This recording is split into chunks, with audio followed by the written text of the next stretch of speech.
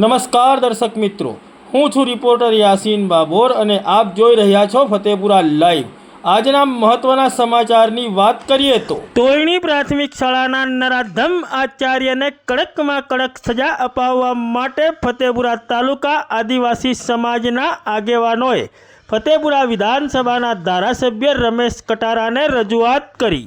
સિંગવડ તાલુકાના તોયણી ગામની પ્રાથમિક શાળાના નરાધમ આચાર્ય ગોવિંદ નટે શાળાની ધોરણ 1ની માત્ર 6 વર્ષની કુમળી બાળા સાથે દુષ્કર્મ આચરવાની કોશિશ કરીને આ બાળાની હત્યા કરી નાખી હતી। તે બાબતે દાહોદ જિલ્લા સહિત સમગ્ર રાજ્યમાં ભારે રોષ ફાટી નીકળ્યો છે।